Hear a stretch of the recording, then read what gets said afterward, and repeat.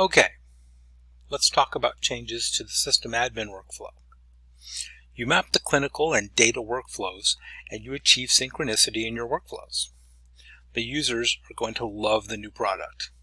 It will make their jobs much easier and work will get done faster and everything is bunnies and rainbows. But wait, you aren't done yet.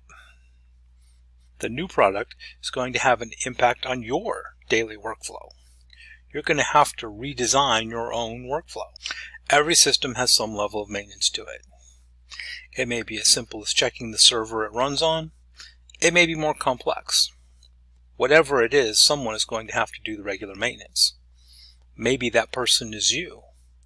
Maybe it is someone else on your team of PACS admins. Once you figure out who's going to do the maintenance, then you have to figure out, when should we do this maintenance? Is it a daily, weekly, monthly, or annual task? Does it have multiple tasks, some that are done daily, some that are done monthly?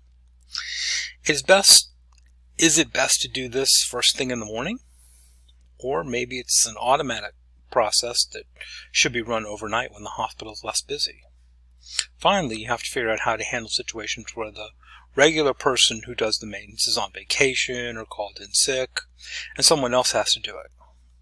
Or if it's an automatic process, who checks to make sure that process has run? And what do they do if the process didn't run? Can they restart it? Is that something that can run in the middle of the day when they check it? These are things you have to figure out, and you have to make these types of changes to your system admin maintenance plan. You must have a policy and procedure. Unfortunately, you have to have a policy that states what the new system requirements for maintenance are. If you don't write it down and hold people accountable, it won't get done. And the procedure for doing the maintenance should be written down and easily accessible. If someone has to do the maintenance that has never done it before, having the procedure written down will save them a lot of time and a lot of effort. Does the system require database backups? Does your new system have a database that has to be backed up? What is the vendor recommended backup schedule? Is it something you can back up weekly or monthly, or do you have to do it daily? Where are you going to store all this backup data? These are questions you have to ask and find the answers to. Ideally, you want to be able to test these solutions before the system goes live. Discovering you don't have a database backup for a system that's been running for a week is not a fun experience.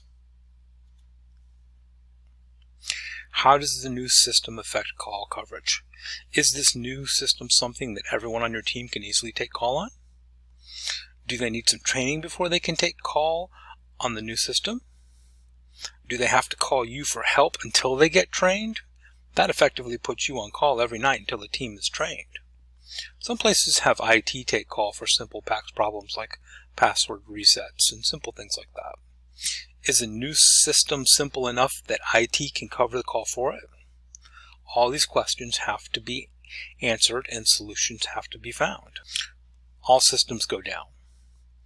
It's going to happen. What's the policy for downtimes? And more importantly, what's the procedure for downtime? From the reading assignment this week, you can see that a downtime procedure can be very complex with different procedures for different roles.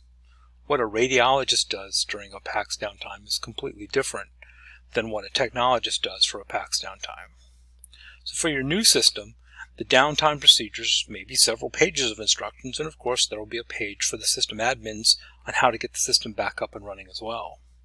Be sure to include vendor contact information on that page.